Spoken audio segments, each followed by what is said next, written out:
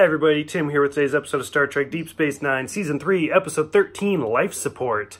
So, to be honest, this episode just didn't really, it didn't do it for me. It didn't gel with me. I didn't care for it that much. So, if you boil this episode all the way down to its basic plot, it's just Star Trek's version of Frankenstein. So, Kai Wynn and Vedic Burrell show up on the station. And for whatever reason, their shuttle had damage, and Vedic Burrell ends up dying. Which, right off the bat, he's kind of a major character at this point, where he's like Kira's love interest. So you're like, is he really gonna die? But he's not a main character, so maybe he actually will, die. You never know. He's in that kind of limbo area. And so, of course, they rush him off to the infirmary, and I'm just going to kind of jump to the end.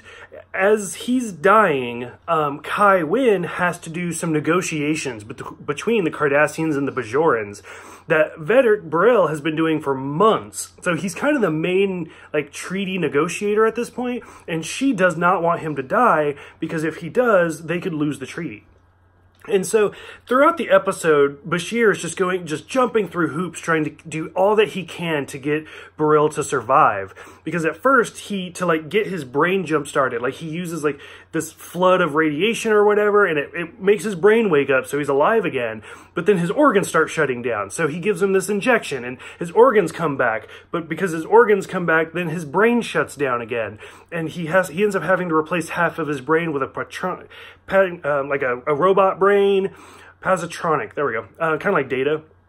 But that only works for so long, and then the other half shuts off, and he's just, it didn't work for me, this whole episode. And while he's, because Kira obviously wants Burrell to survive because they're having a love interest, but throughout this whole episode, Kai Wynn is trying to get him to survive.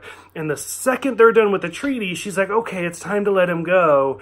And Kira is just like, you bitch, you are just keeping him alive so you wouldn't lose a treaty.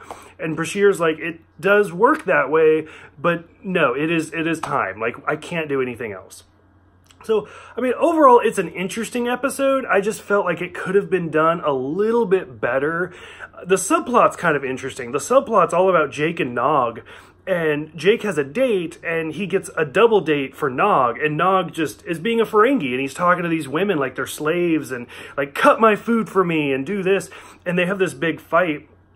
The only thing that's kind of noteworthy is Jake wants them to get locked up together in Odo's jail, so that way they can have a conversation, and Odo's like, you, pulled some tricks on the Tholian ambassador, and Nog's like, I don't even know what a Tholian looks like.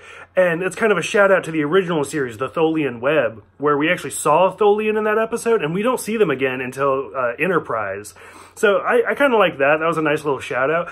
But overall, for the entire episode, it didn't do it for me. I just didn't like it that much. For those who have seen this one, did you guys think it was a Frankenstein remake? Did you think it was good? Did you think we were going to lose Burrell early on? Or did you think that they were going to pull that Star Trek miracle and he was going to survive at the end? Or knowing that this is Deep Space Nine and it's dark and gritty, did you think oh yeah, he's dead?